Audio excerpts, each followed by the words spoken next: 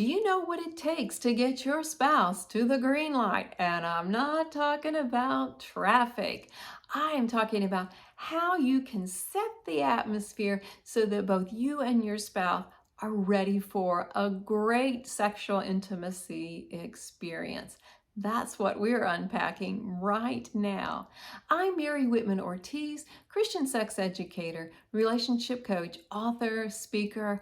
I love to help couples to have great intimacy in marriage. So please watch us, subscribe, check those notifications. We really want you to be along on this journey and stay till the end because I have a special lovers special to tell you all about. But we're in the middle of an arousal pathway series. We are on part 2, and what this tells us is steps to desire, that there is a readiness component.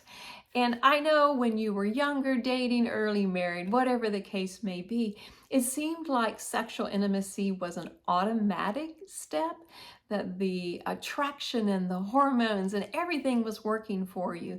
But you know, as you mature as an adult, as different seasons in life come to pass, there is greater intention that is required and that will make the experience even better. And that's what we want to find out today. What are those steps? How can intimacy be better and easier to access? And so I have a few questions for you as you are considering this for you and your spouse. First of all, are you green until you're red? Or are you just hanging out in the yellow zone? And what I mean is, do you have an aptitude and a readiness, eagerness, anticipation, all those positive words for sexual intimacy until something comes up and it sort of derails you? Or is there always kind of a pushback and a hesitancy and like, I don't know why, I can't put my finger on it, but there are things that make you not as receptive. So we want to unpack both of those things. And if you're green until you're derailed, what happened? Could it be that there was a blow up at work? You know, your boss had expectations and, ooh, you didn't see it coming and, you know, you just don't feel right about things. Or there was an unexpected bill that came in the mail and, you know, kind of put you in a panic place. Or maybe something's going on with your children. They're sick.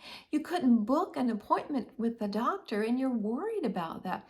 These kinds of things, typical everyday situations, but they can interfere with your aptitude towards sex. And if you're not aware of it, hey, you just might miss that point and maybe blame your spouse for something they don't even deserve. So that's one area. But what about that just hanging out in the yellow zone? Usually there is a deeper issue to consider. I have a lot of talks with couples about some of those cultural expectations that maybe they never addressed. Maybe there's been some type of abuse or hurt from a previous or relationship. And those things left untouched, you know, they grow, they don't go away. And that could be interfering with your readiness to sex. So what I really want to give you is a tip for making that readiness stage easier. And here it is. Let the junk go so you can be ready for us and that playfulness that is so important to your marriage. And hey, what about a private place for just the two of you to explore each other and grow your understanding of arousal and green lights? I'm so glad you brought that up. My Lovers Special includes a guide. It is a pathway to arousal. And I thought, you know, it's wonderful to have it sort of in bullet points so that you can unpack it. And then I realized you might want more details. So guess what? I created a video for you, behind the scenes. It's sort of like having a session with your own private Christian intimacy coach. So you can go through this at your leisure and certainly in your privacy. So that's my lover's special for you. Please check the link below, and that's going to be an amazing blessing to your marriage.